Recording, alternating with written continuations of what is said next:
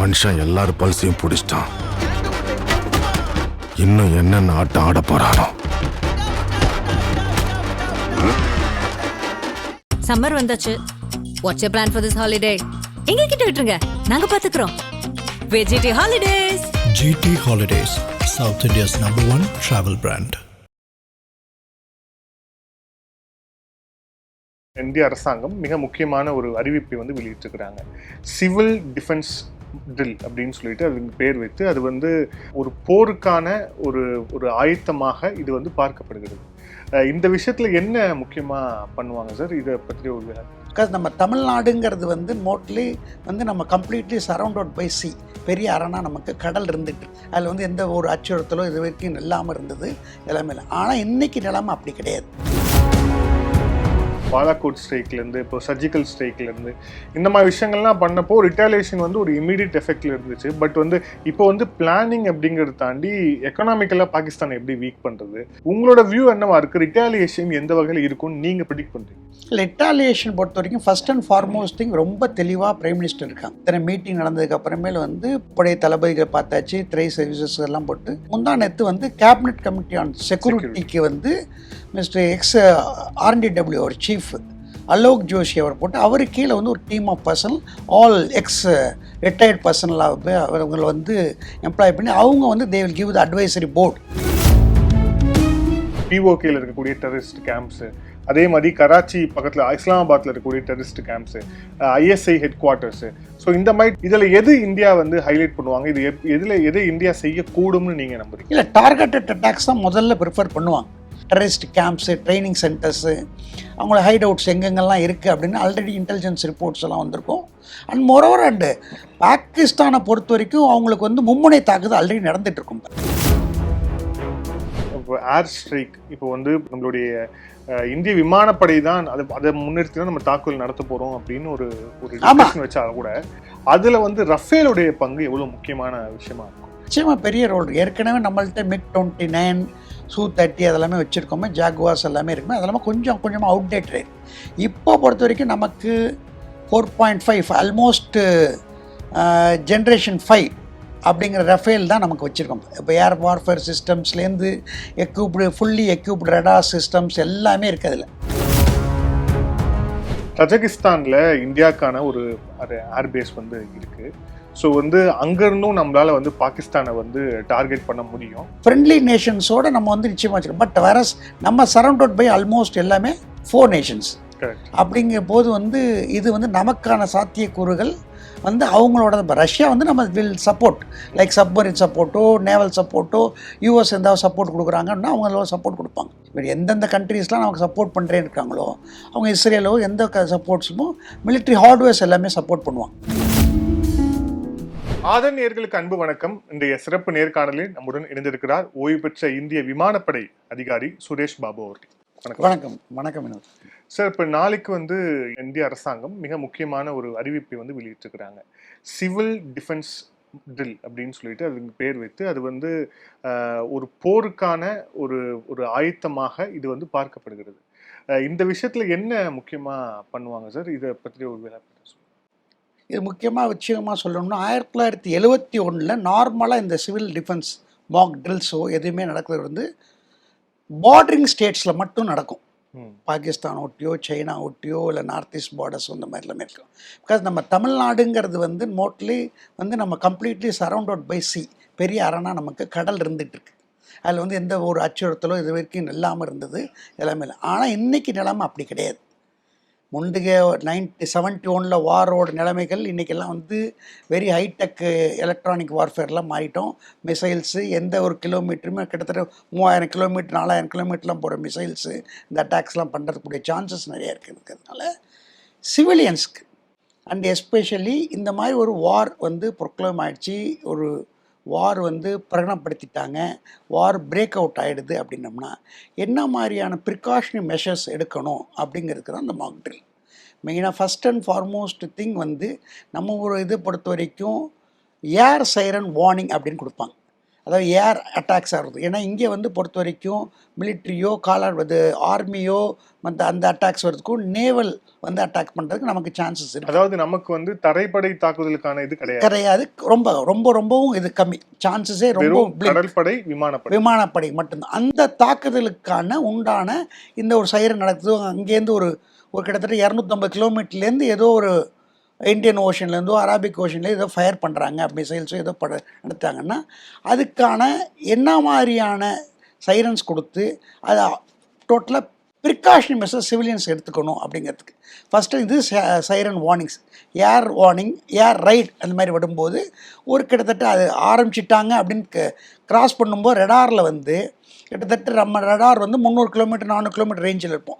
அதில் பெனட்ரேட் ஆகிடுச்சு அப்படின்னாவே அந்த வார்னிங் வந்து எதை நோக்கி அங்கே போகுது அப்படின்னு தகுந்த மாதிரி தெரிஞ்சுட்டு இந்த மாநிலம் எந்த இடத்துல குறிப்பிட்டமாக அவங்க அட்டாக் பண்ணலாம், எந்த இன்ஸ்டலேஷன் வரலாம் அப்படின்ட்டு அந்த பகுதிகளுக்கோ எந்த முக்கியமான எந்தகளுக்கோ அவங்களுக்கு வந்து ஏர் ரைட் வார்னிங் கொடுப்பாங்க. இது ஒன்று முக்கியமாக. இது ஃபஸ்ட் 5 விஷயங்கள் முக்கியமாக இந்த மாக் ட்ரில்லோட மெயின்.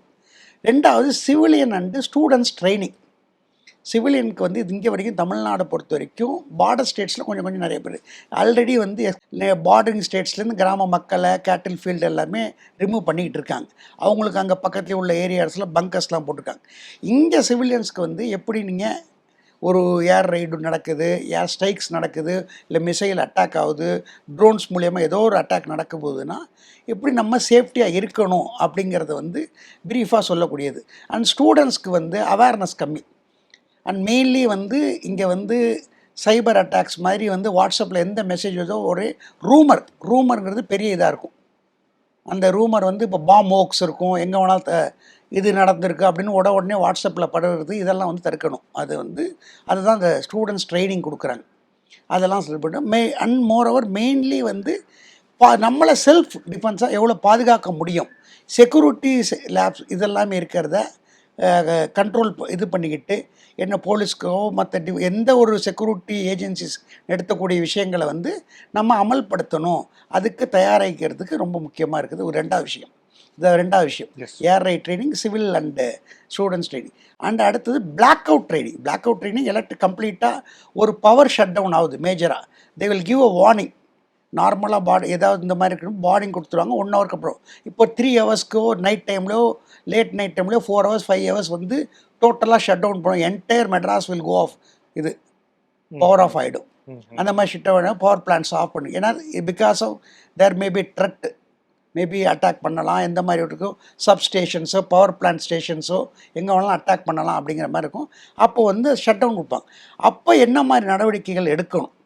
டோட்டலாக பவர் ஷட் டவுன் ஆகிடுச்சுன்னா அதே சமயம் இங்கே வந்து நார்மல் மூமெண்ட்ஸ், சிவிலியன் மூமெண்ட்ஸும் சரி, எல்லா அவங்களோட அதர் ஏர்போர்ட் ஆப்ரேட் பண்ணி ஆகணும், ரயில்வே ஸ்டேஷன் ஆப்ரேட் பண்ணி ஆகணும், பஸ் ஸ்டாண்ட்ஸ் ஆப்ரேட் பண்ணி, பீப்புள் மூமெண்ட் எல்லாமே கம்ப்ளீட் பவர் ஷட் டவுனில் என்னென்ன ப்ரிகாஷன் மெஷர்ஸ் எடுக்கணுங்கிறது ஒரு பொது. அடுத்தது வந்து camouflaging of vital installations. That is very important. இப்போ எஸ்பெஷல்லி நீங்கள் பவர் பிளான்ஸ் சொல்கிறோம். இப்போ பெரிய building, government offices, Kalpakkam, park அது மாதிரி இருக்குது. Bhabha atomic research centre Bombay, அந்த மாதிரி நிறைய இருக்குது. கூடங்குளம் இருக்குது, அந்த மாதிரி எல்லாமே இருக்குது.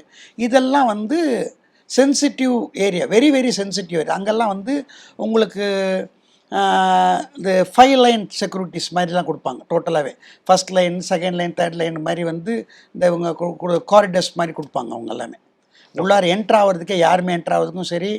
ஏர் சர்வைலன்ஸ் கம்ப்ளீட்டாக இருக்கும். உங்களுக்கு ஏர் சர்வைலன்ஸ்லாம் ஃப்ரம் ஆல் தி பேசஸ் கொடுப்பாங்க, ஏர்ஃபோர்ஸ் ஸ்டேஷன்ஸ்லேருந்து.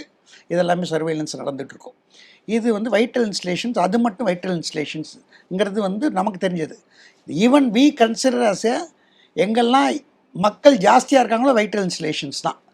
சிவிலியன் ரயில்வே ஸ்டேஷன் கூட, ரயில்வே ஸ்டேஷன்ஸ்க்கு வந்து பெரிய இது. ஏன்னா இப்போ வந்து நமக்கு வந்து முக்கியமாக இப்போ வந்து பார்க்க வேண்டிய விஷயம் வந்து நேரிடை தாக்குதல் நடக்கிறத விட மறைமுக தாக்குதல் ஜாஸ்தியாக இருக்கலாம். ஏன்னா பகல்காமில் வந்து டைரெக்டாக வந்து பிளைண்டாக சிவிலியன்ஸ் தான் சுட்டாங்க லாஸ்ட் இது மாதிரியே. அந்த அமர்நாத் யாத்திராலையும் பார்த்துருக்கோம். அண்டு இது வந்து குஜராத் பார்த்திங்கன்னா அதே மாதிரி தான் ஆச்சு. குஜராத்தில் வந்து ஒரு டெம்பிள், லக்ஷ்மி நாராயண் டெம்பிள், அது மாதிரிலாம் வச்சாங்க சிவிலியன்ஸ் உள்ளார். டெம்பிள் வைஷ்ணவி தேவி, அந்த மாதிரி டெம்பிள்ஸ்ல எல்லாம் அட்டாக்ஸ் ஆகும்போது. ஸோ இப்போ வந்து சிவிலியன்ஸ் எப்படி வந்து நம்ம சேஃப்கார்ட் பண்ணணும், செக்யூரிட்டி சேஃப்டி மெஷர்ஸ் எடுக்கணுங்கிறது ரொம்ப இம்பார்ட்டண்ட்டாக இருக்குது. அதனால தான் அவங்க வந்து வைட்டல் இன்ஸ்டலேஷன்ஸ்லாம் like all this power plant especially இப்போ எலக்ட்ரிக் இது சப்ஸ்டேஷன் தெர்மல் பவர் பிளான்ட்ஸ் எங்கெங்கெல்லாம் இருக்கோ அவங்களுக்கு பவர்ஸ் இது இருக்கிறதுக்கு எல்லாமே. அப்புறம் முக்கியமாக அது government buildings, any control centres, defence establishments, எல்லா defence establishment, runways, airports. So இது மாதிரி முக்கியமான இடங்கள் எல்லாமே வந்து வைட்டல் இன்ஸ்டலேஷன். அதுக்கு அதான் இப்போ நீங்கள் சொன்ன ரொம்ப முக்கியமான பாயிண்ட் என்ன அப்படின்னா, இப்போ ஏர் ஸ்ட்ரைக்ஸ் அதுக்கப்புறம் வந்து நேவல் ஸ்ட்ரைக், இந்த 2 விஷயம் தான் வந்து இப்போ சவுத்துக்கு இதனால தான் ஆபத்து வரும். ஆமாம், தரைப்படையால எந்த ஒரு விஷயமும் வந்து நடக்கிறதுக்கு சான்ஸே இல்லை, கிடையவே கிடையாது. ஸோ இப்போ நீங்கள் இப்போ நீங்கள் வந்து இந்தியன் ஏர்ஃபோர்ஸில் இருந்ததால இப்போ இந்த ஏர் ஸ்ட்ரைக் நடத்த போகிறாங்க, ஒரு இடத்துல ஏர் ஸ்ட்ரைக் நடத்த போகிறாங்க அப்படின்னா இப்போ அவங்களுடைய அந்த அந்த டார்கெட் அப்படிங்கிறது, ஏன்னா இப்போ நிறைய பேர் சொல்கிறாங்க டைமிங் ரொம்ப இருக்கும், நைட்டில் தான் வந்து இந்த ஏர் ஸ்ட்ரைக் நடக்கும் அப்படிங்கிற மாதிரி விஷயங்கள் சொல்கிறாங்க. ஆனால் நம்ம பாகிஸ்தான் ஒருவேளை ஏர் ஸ்ட்ரைக் நடத்தணும் அப்படின்னா அதுக்கான பக்கத்தில் இருக்கக்கூடிய ஸ்டேஷன்ஸ் நம்மளை நோக்கி ஏர் ஸ்ட்ரைக் நடத்தணும்னா இங்கே சவுத்தில் அவங்க டார்கெட் பண்ணக்கூடிய இடம் எதுவா இருக்கும் அப்படிங்கிறது ஒரு கேள்வி. ரெண்டாவது அவங்க எந்த மாதிரி விஷயங்களை வந்து கொண்டு air strike is minimum possibility from பாகிஸ்தான்லேருந்து. அவங்க ஆப்ரேட்டிவ் ஏரியா வந்து பார்த்தீங்கன்னா வைட் ஏரியா, நமக்கு வந்து டிஸ்டன்ஸ் இஸ் வெரி லாங். அவங்கள பொறுத்த வரைக்குமே இங்கேருந்து நமக்கு அவங்க இது பண்ணோம்னா ஒன்லி டார்கெட் மிசைல், நமக்கு அயன் ட்ரோம்ஸ் வச்சுருக்கோம், ஆன்டி கம்ப்ளீட் மிசைல் ஷீல்டு, அதில் எல்லா விதமான எக்யூப்மெண்ட்ஸும் நம்மள்ட்டலாம் இருக்குது. அதில் பற்றி எந்த விதமான கவலைப்படும்போது முதல்ல வந்து இந்த மாக் ட்ரில்ல வந்து 5வது விஷயம் வர இந்த இதில் வந்து அடுத்தது evacuation is very very important. Evacuation measures வந்து ரொம்ப முக்கியமான விஷயம்.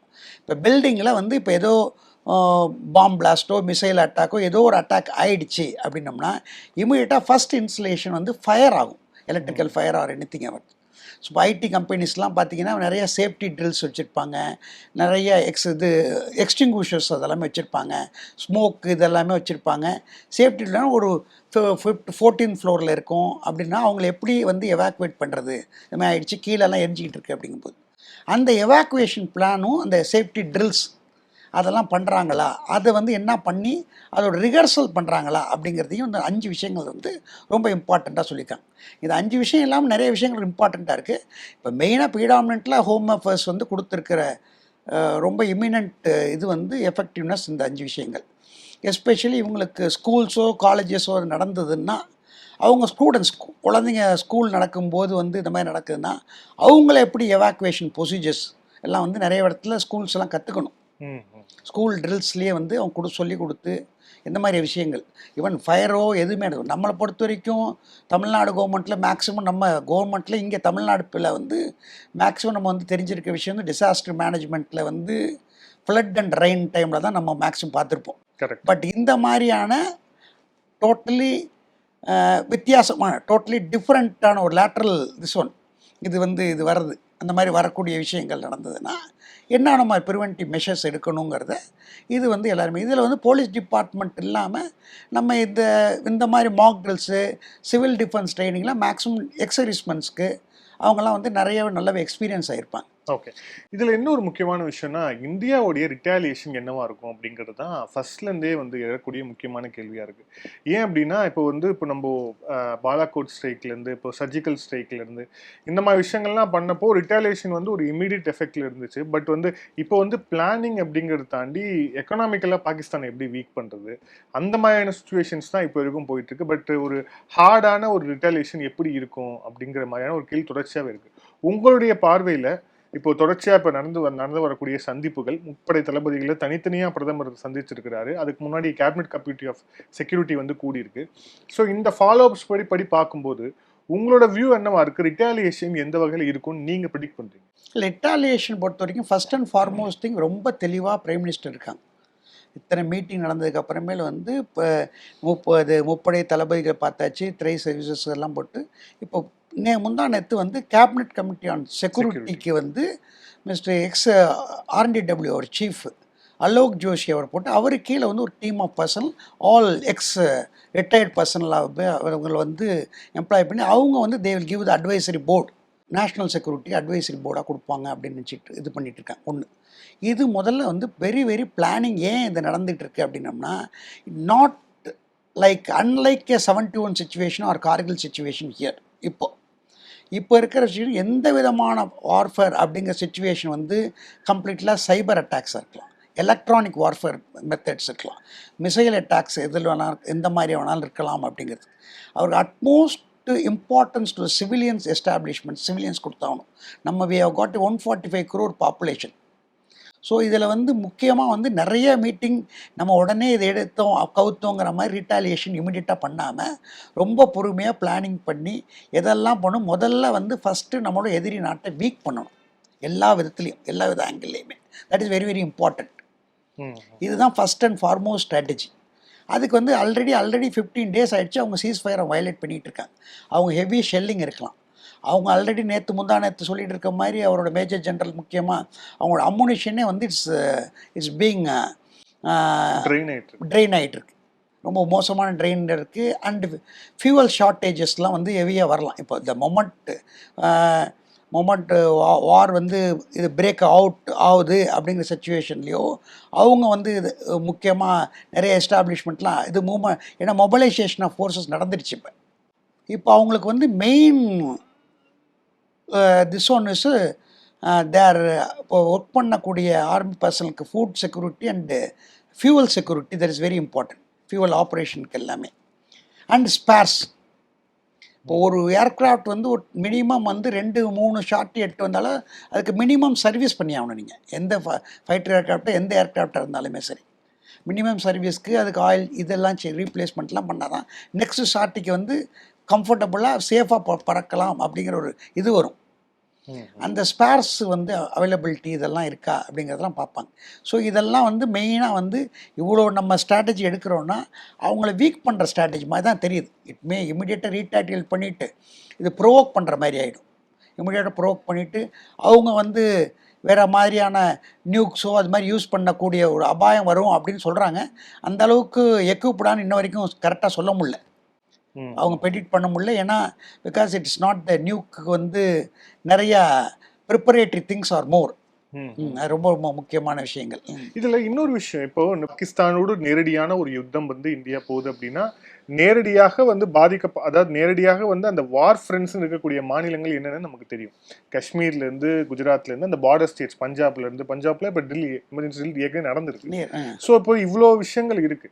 ஆனால் வந்து இப்போ ஓல் நேஷனே வந்து அலர்ட் பண்ணியிருக்காங்க அப்படின்னா அப்போ ஒரு சில பேர் ப்ரிடிக்ட் பண்ணுறது ஒருவேளை ஒரு 3 front வார் மாதிரியான ஒரு சுச்சுவேஷன் வருமா அப்படின்னு. ஏன்னா ரொம்ப ரீசெண்டாக பங்களாதேஷோடைய ஹெட் ஹியூனஸோடைய அவருடைய செக்ரட்டரி வந்து பேசும்போது இப்போ பாகிஸ்தான் நோக்கி இந்தியா வந்து நகர்ந்துச்சு அப்படின்னா நாம் வந்து 7 sisters நம்ம எடுக்கணும் அப்படின்ட்டு அவர் வந்து ஒரு சர்ச்சையாக பேசியிருக்கிறார்.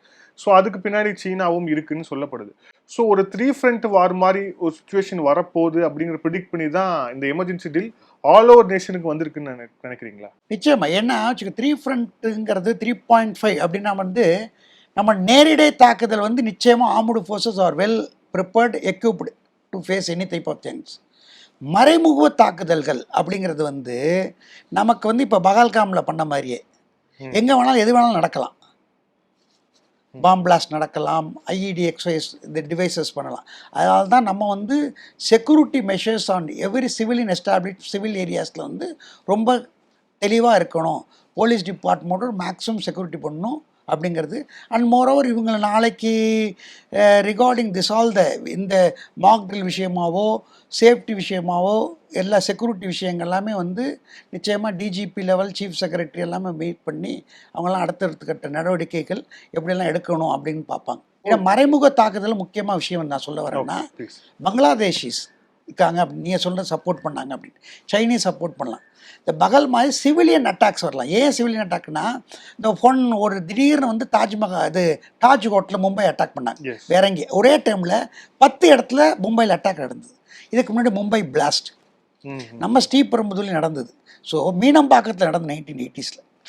ஸோ எந்த மாதிரி சுச்சுவேஷனுக்குமே நம்ம ப்ரிப்பேர்டாக இருக்கணுங்கிறதுக்கு தான் இந்த ட்ரில்ஸ் இருக்கும். அதில் மெயினாக வந்து செக்யூரிட்டி விஷயங்கள் வந்து ரொம்ப தெளிவாக வந்து ஒவ்வொரு விஷயமா நிறைய டயர் ஆஃப் செக்யூரிட்டிஸ் போட்டு சிவிலியன்ஸ் வந்து இதை வந்து ஒரு பெரிய இதாக எடுத்துக்கக்கூடாது.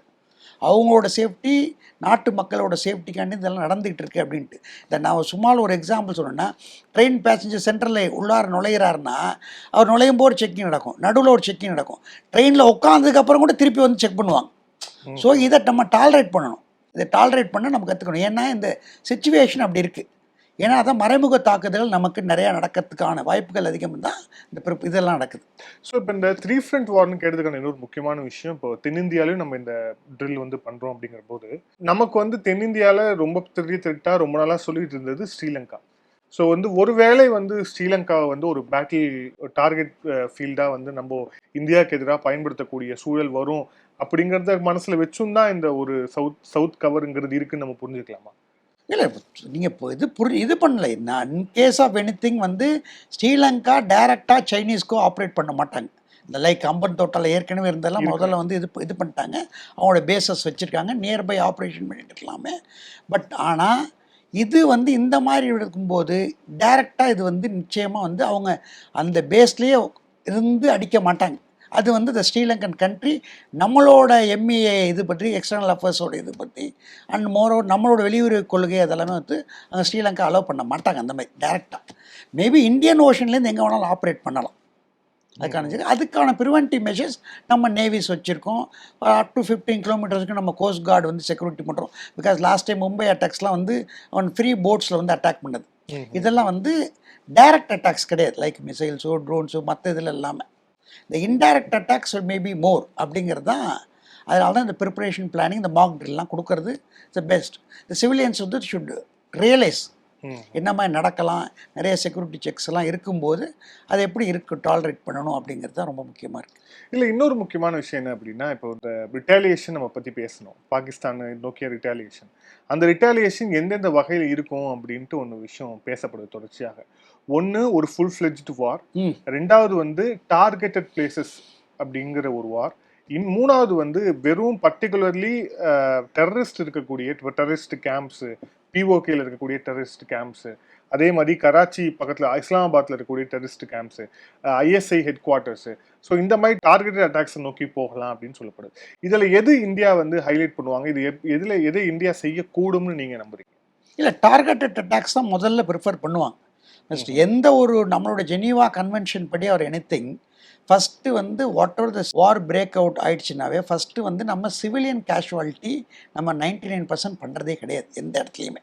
இந்த லாஸ்ட் டைம் வந்து ஈவன் 1971 93,000 சோல்ஜர்ஸை நம்ம வந்து வச்சுருந்துமே அவங்கள எல்லாரையுமே திருப்பி தான் அமிச்சோம் 1971 வார்லேயே. கரெக்ட், திருப்பி. ஓகே, அதனால் சிவிலியன் கேஷுவாலிட்டி நடக்காமல் இருக்கணும் அப்படிங்கிறதுக்கு அவங்களோட வெயிட் அண்ட் எஸ்டாப்ளிஷ்மெண்ட்ஸ் மட்டும் and plus terrorist camps, training centres, அவங்களோட ஹைட் அவுட்ஸ் எங்கெங்கெல்லாம் இருக்குது அப்படின்னு ஆல்ரெடி இன்டெலிஜென்ஸ் ரிப்போர்ட்ஸ் எல்லாம் வந்திருக்கும். அண்ட் மோரோவர் அண்டு பாகிஸ்தானை பொறுத்த வரைக்கும் அவங்களுக்கு வந்து மும்முனை தாக்குதல் ஆல்ரெடி நடந்துகிட்டு இருக்கும். இப்போ மும்முனை தாக்குதல் நம்ம தாக்க ஆரம்பிச்சிட்டோம்னா ஆல்ரெடி அவங்கள்ட்ட பலுசிஸ்தானில் பிரச்சனை ஓடி பிஎல்ஏலேருந்து வந்துட்டு இருக்கு. ஆப்கானிஸ்தான்லேருந்து ஆல்ரெடி அவங்க வந்து தாலிபான் பிரச்சனை வந்துட்டு இருக்கு. ரொம்ப ரொம்ப மோசமாக இருக்கு. கெல்கியும் வந்துட்டு இருக்கு, இவங்களும் வந்துட்டு இருக்காங்க.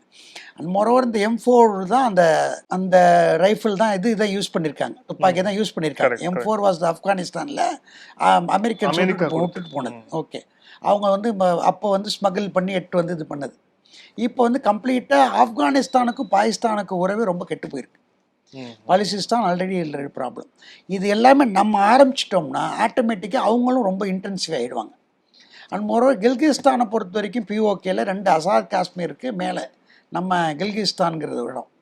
இந்த 2 இடமே பிஓகே இது வந்து இப்போ பிடிக்கக்கூடிய இடமா அப்படின்னு எல்லாருமே கேட்டுட்டு இருக்காங்க.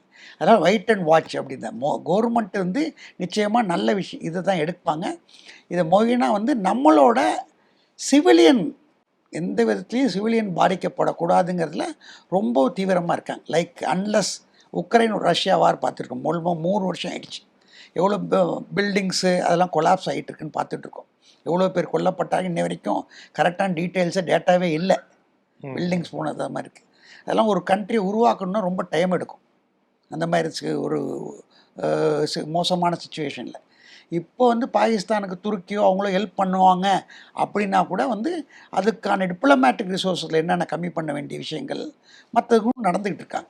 இல்லை, இன்னொரு முக்கியமான விஷயம், இப்போ நம்ம வந்து ஏர் ஸ்ட்ரைக், இப்போ வந்து நம்மளுடைய இந்திய விமானப்படை தான் அதை முன்னிறுத்தி தான் நம்ம தாக்குதல் நடத்த போகிறோம் அப்படின்னு ஒரு டிஸ்கஷன் வச்சா கூட அதில் வந்து ரஃபேலுடைய பங்கு எவ்வளோ முக்கியமான விஷயமா இருக்கும்.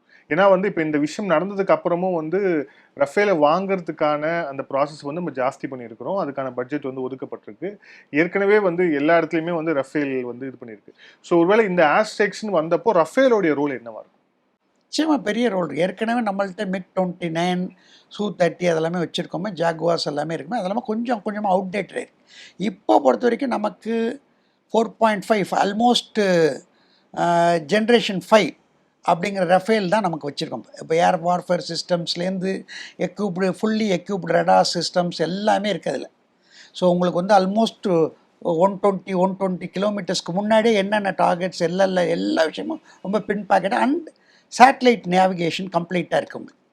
ஸோ அதெல்லாம் ஒரு ரெய்லி அட்வான்ஸ்டு அவாக்ஸ் இதெல்லாமே இருக்குது. அவாக்ஸ்க்குனா முன்னாடிலாம் நம்ம செப்பரேட் ஏர்க்ராஃப்ட் இதெல்லாம் கொடுத்தோம். இதிலெல்லாம் கம்ப்ளீட் இன்பில்ட்டாக இருக்குது எல்லா விஷயமே. ஸோ அதனால் நம்ம அவாக்ஸ் இது ரஃபேல் வந்து ப்ரிஃபர் பண்ணியிருக்கோம். ஸோ இது வந்து ரொம்ப முக்கியமான பங்கு நிச்சயமாக வகுக்கும். ஆல்ரெடி வந்து ஒரு ஸ்குவாடன் நமக்கு வந்து நார்த் ஈஸ்டில் இருந்தாலும் அதெல்லாம் மொபைலைஸ் ஆகிட்டு இப்போ எங்கே இந்த சவுத்லேருந்து இருக்கிறதுலையும் மொபைலைஸ் பண்ணிவிடுவாங்க. மொபைலைஸ் பண்ணிவிட்டு நம்ம எங்கெல்லாம் ஆப்ரேட் பண்ணுமோ பண்ணுவாங்க. இதெல்லாம் வந்து இது மட்டும்தான் தாக்குதல் இல்லை. நம்மள்கிட்ட வந்து மல்டி ஃபேசட்டட் எல்லாமே வச்சுருக்கோம். அதில் வந்து ஏர்க்ராஃப்ட் ஸ்ட்ரைக்ஸ் மட்டும் கிடையாது. இது எல்லாமே மிசைல்ஸ் இருக்குது, ட்ரோன் இது இருக்குது, லேசர் இது இருக்குது, அயன் ட்ரோம் டெக்னாலஜிஸ் எல்லாமே வச்சுருக்கோம். S-400 டெக்னாலஜிஸ் எல்லாமே வச்சுருக்கோம். இந்தியாக்குள்ளே இருக்கக்கூடிய விஷயங்களை வச்சு நம்ம எக்ஸ்ப்ளோர் பண்ணுறோங்கிறது உருவாக்கும். இப்போ ரொம்ப ரீசெண்டாக இன்னொரு விஷயம் வெளில வந்தது. தஜகிஸ்தானில் இந்தியாவுக்கான ஒரு ஏர்பேஸ் வந்து இருக்குது. ஸோ வந்து அங்கேருந்தும் நம்மளால் வந்து பாகிஸ்தானை வந்து டார்கெட் பண்ண முடியும். அது வந்து ரஷ்யா கண்ட்ரோல் இருந்தாலும் கூட இந்தியாவால் அங்கேருந்தும் பாகிஸ்தானை வந்து ஸ்ட்ரைக் பண்ண முடியும். நம்மளுடைய விமானங்களும் அங்கே இருக்குது அப்படின்னு ஒரு விஷயம் வந்து ஒரு விஷயம் சொல்கிறாங்க. ஸோ அதுக்கான அதாவது அவுட் சைடு இந்தியா நம்மளோட நிலத்திலேருந்து வேற ஒரு நிலத்திலேருந்து நம்ம கட்டுப்பாடில் இருக்கிற நிலத்திலேருந்து பாகிஸ்தானை தாக்கக்கூடிய ஒரு பாசிபிலிட்டி அப்படிங்கிறது அந்த வேங்கிறது இருக்கா? அது ஒரு நியூ வார் போஸ்ட் சேனல் அப்படிங்கிறது நமக்கு இருக்கா அப்படிங்கிற ஒரு கேள்வி. இல்லை, எல்லா விதமான பாசிபிலிட்டிஸும் நம்மளோட ஃப்ரெண்ட்லி நேஷன்ஸோட டைப் பண்ணி நம்ம நாளைக்கு ஐ திங்க் மேபி புட்டின் வரார் அப்படிங்கிறாங்க. இன்ன வரைக்கும் it's yet to be confirmed அப்படின்ட்டு இங்கே. பட் அவங்கள கசகஸ்தான் இதில் இருக்குது நீங்கள் சொல்கிற மாதிரி இது பண்ணிங்கன்னா அவங்க எந்த அளவுக்கு வந்து நம்ம வந்து அதை யூட்டிலைஸ் பண்ணிக்கிறோங்கிறது வந்து முக்கியமான விஷயமா இருக்கும். அது ரெக்குவயர்மெண்ட் தேவையா அப்படிங்கிறத வந்து பார்ப்பாங்க. Unless otherwise it is necessary. எல்லா விதமான ஆப்ஷன்ஸும் ஆல்ரெடி பிளானிங்கில் இருக்கும். பிகாஸ் நம்ம ஒரு preparation strategy is very important.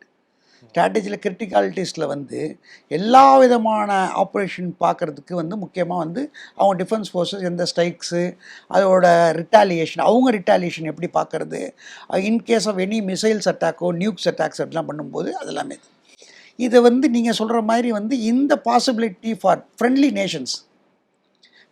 நேஷன்ஸோடு நம்ம வந்து நிச்சயமாக வச்சுருக்கோம். பட் வேறஸ் நம்ம சரௌண்டட் பை ஆல்மோஸ்ட் எல்லாமே 4 நேஷன்ஸ். அப்படிங்கிற போது வந்து இது வந்து நமக்கான சாத்தியக்கூறுகள் வந்து அவங்களோட ரஷ்யா வந்து நம்ம வில் சப்போர்ட் லைக் சப்மரின் சப்போர்ட்டோ நேவல் சப்போர்ட்டோ யூஎஸ் எந்தாவது சப்போர்ட் கொடுக்குறாங்கன்னா அவங்களோட சப்போர்ட் கொடுப்பாங்க. இப்போ எந்தெந்த கண்ட்ரீஸ்லாம் நமக்கு சப்போர்ட் பண்ணுறேன்னு இருக்காங்களோ அவங்க இஸ்ரேலோ எந்த சப்போர்ட்ஸுமோ மிலிட்ரி ஹார்ட்வேர்ஸ் எல்லாமே சப்போர்ட் பண்ணுவாங்க. Not the people. நம்ம பீப்புள் மாதிரி லைக் நம்ம உக்ரைனுக்கு வந்து நாட்டோ மாதிரி நமக்கு தேவை கிடையாது. We have got a full-fledged equipment. More than 25 lakhs people இருக்கோம் நம்ம. அதனால் வந்து எந்த விதமான இதுவும் கிடையாது. 3 சர்வீசஸ் அதர் பேராமிலிட்ரி அதெல்லாம் சேர்த்தோம்னா. நன்றி சார். பல்வேறு கேள்வி. Thank you sir. தேங்க்யூ வினோத்.